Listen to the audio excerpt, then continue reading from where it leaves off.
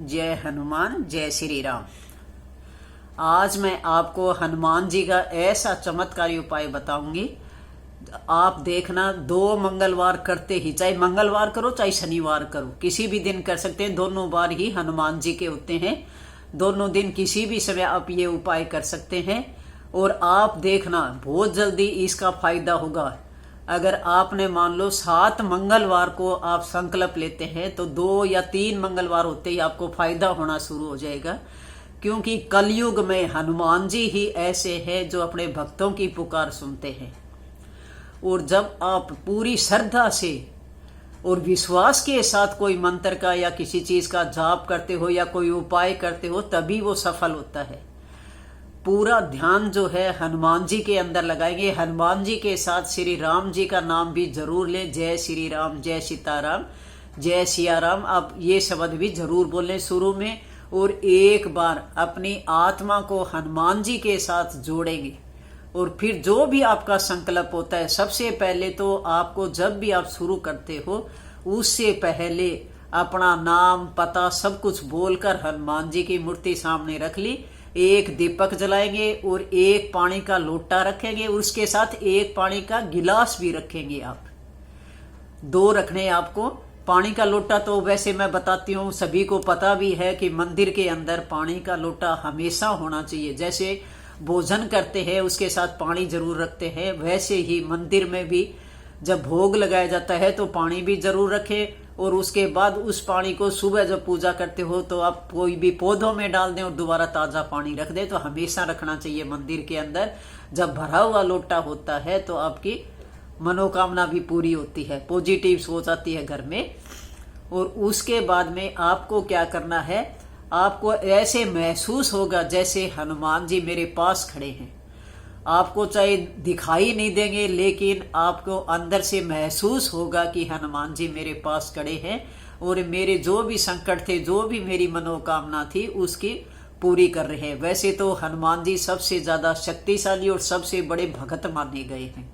कहते एक बार जब सूर्य देवता को खिलौना या फल समझकर उन्होंने मुंह में डाल लिया था, उसी समय एक तरफ से राहु ने झपटा मारा था और एक तरफ हनुमान जी ले लिया। तब राहु ने हाथ जोड़कर कहा कि आप बहुत ज्यादा बलशाली और शक्तिशाली है, ये फल तो मेरे लिए है, आप मेरे लिए इसको छोड़ दो। तो हनुमान जी उसके लिए सूर्य देवता को छोड़ देते हैं। और उसी के बाद जब ही तो कहते हैं कि ग्रहण जो लगता है, सूर्य ग्रहण लगता है, ये राहु की वजह से ही ग्रहण लगता है, वो छोड़ दिया था। तब राहु ने कहा था कि जो भी तुम्हें गुड़ या उड़द का प्रसाद चढ़ाएगा उसकी हर मनोकामना पूरी होगी। तो सबसे पहले तो ये उपाय भी आप कर सकते हो, बिल्कुल आसान है। घी का दीपक लगा सकते हैं, तेल का लगा सकते हैं, चमेली का लगा सकते हैं, कोई कैसा भी लगाएं।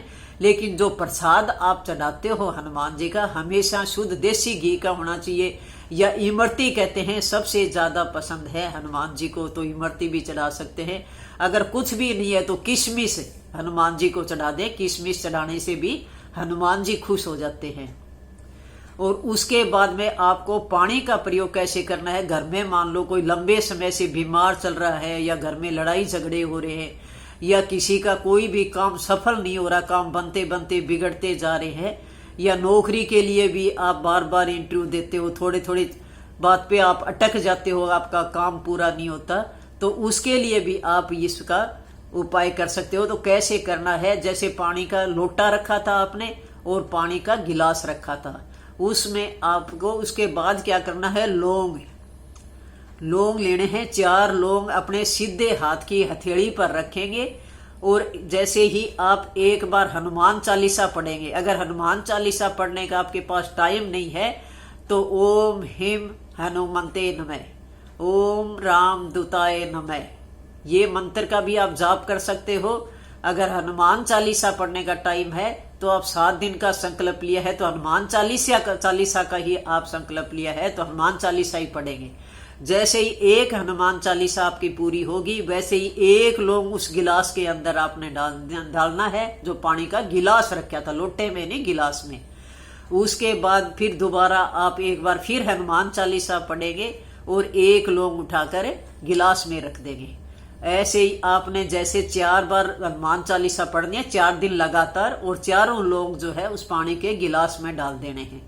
उसके बाद उस पानी को अगर आपके ऊपर किसी तरह की कोई समस्या है या कोई काम नहीं बन रहा आपका, तो आप भी वो पानी पी सकते हैं। अगर घर में सारे दिन लड़ाई झगड़े हो रहते हैं तो आप घर में छिड़काव कर दें, या कोई बीमारी बहुत दिनों से किसी के जकड़ी हुई है, किसी को बहुत ज्यादा दिनों से बीमार हो रहा है, तो आप थोड़ा थोड़ा करके वो जल जो है बीमार व्यक्ति को पिला दें। भगवान भी इसके आगे हैरान हो जाते हैं। ऐसा उपाय है इस पानी को पीने से ही, क्योंकि हनुमान जी जो है सबके संकट हरने वाले हैं। संकट मोचन इसीलिए इनका नाम रखा है, और कलयुग में सबके संकट हरते हैं। लेकिन आपको विश्वास जरूरी है, विश्वास होना चाहिए, और आपका मन सच्चा होना चाहिए कि भगवान के अंदर बिल्कुल आप जो है ध्यान लगाएंगे, हनुमान जी की मूर्ति जैसे बिल्कुल मेरे सामने है, और अपनी आत्मा को हनुमान जी के साथ जोड़ेंगे। उसके बाद फिर आप हनुमान चालीसा पढ़ेंगे। और वैसे तो सबसे अच्छा समय होता है रात को 9 बजे के बाद। वैसे तो कहते हैं कि हनुमान जी सारे दिन राम जी की सेवा करने में लगे रहते हैं, राम के सेवक थे तो राम की भक्ति में लगे रहते हैं और उनकी सेवा करते हैं। लेकिन रात के समय जब राम जी सो जाते हैं उस समय वो भक्तों की पुकार सुनते हैं। बाकी इसमें उनके गण होते हैं जो भक्तों की पुकार सुनने आते हैं। तो रात के समय आप किसी भी समय हनुमान चालीसा पढ़ सकते हैं, चाहे 11 बजे 12 बजे किसी भी समय।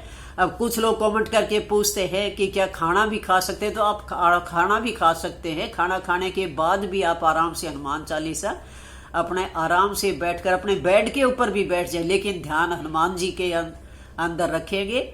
और जो अगर कोई बीमार व्यक्ति है तो लास्ट में एक बार नासे रोग हरे सब पीरा जपद निरंतर हनुमत बलबीरा, ये जरूर बोलेंगे। और जय सिया राम जय जय राम, जय सिया राम जय जय राम, जय हनुमान जय राम दुताए नमः। तो ये शब्द आप बार में बोलेंगे और माफी भी मांगेंगे जब भी हनुमान चालीसा पूरी होती है उसके बाद एक बार, कि अगर मेरे से कोई गलती होगी हो तो हे हनुमान जी मेरी गलती को माफ करना, मैं आपका पुत्र हूँ, आपका सेवक हूँ, आपका भगत हूँ, मुझे माफ करना। तो माफी भी जरूर मांगना चाहिए। और संकल्प करते हो उस दिन आपको सब कुछ बोलना है, अपना नाम पता एड्रेस सब कुछ बताकर। उसके बाद भी मेरी ये मनोकामना है वो भी बोलनी है, और उसके बाद में फिर आपको ये उपाय करना है।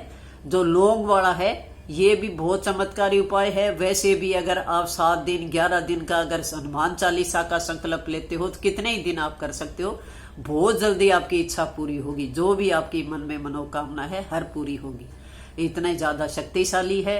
वैसे जो राहु वाला बताया है मैंने, ये भी एक बहुत अच्छा है।